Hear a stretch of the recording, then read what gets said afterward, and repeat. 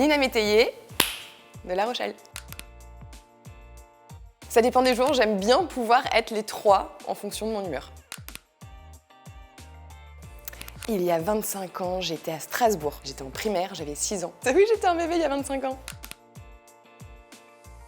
Comment expliquer ça de façon concise? La gourmandise, c'est du plaisir, et pour moi, le plaisir est un péché capital. La gourmandise, c'est vraiment quelque chose qui est essentiel au bonheur, comme tous les plaisirs du quotidien. Alors, plutôt minimaliste, mais j'adore les pièces montées parce que j'adore les événements familiaux et le bonheur qui va avec la pièce montée.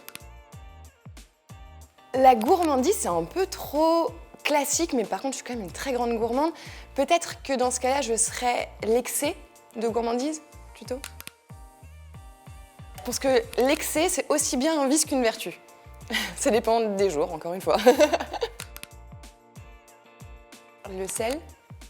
Pour une pâtissière, c'est peut-être pas chouette, mais c'est le sel. Le sel, c'est important. Le sel, c'est important dans le sucré aussi, et c'est important partout, le sel, pas en excès. Attention. Il me fait fondre. Quand je commence, je m'arrête plus. Les deux ensemble, ça marche. On peut boire du vin en mangeant du chocolat.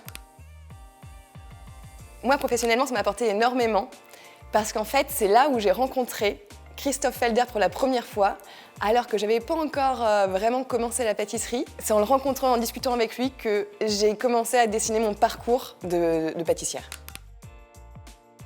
La première fois que j'ai fait le salon du chocolat, c'était avec Amandine Chéniaud.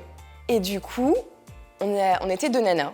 Et tout le monde nous attendait sur un dessert très dit féminin, ce que je déteste qu'on dise à chaque fois. Et du coup, on a fait un dessert sur lequel on ne nous attendait pas du tout. Et on a fait un dessert chocolat, whisky et cigare. Et on a allumé le cigare dans le salon du chocolat pour fumer notre chocolat. C'était fantastique, on a passé un moment incroyable et on s'est bien éclaté. Il y a écrit « Intuition féminine ». Pour moi, c'est une conviction énorme où il faut que les femmes prennent le pouvoir de leur vie, il faut y aller et il faut prendre la force et se faire confiance. Il faut que les femmes se fassent confiance.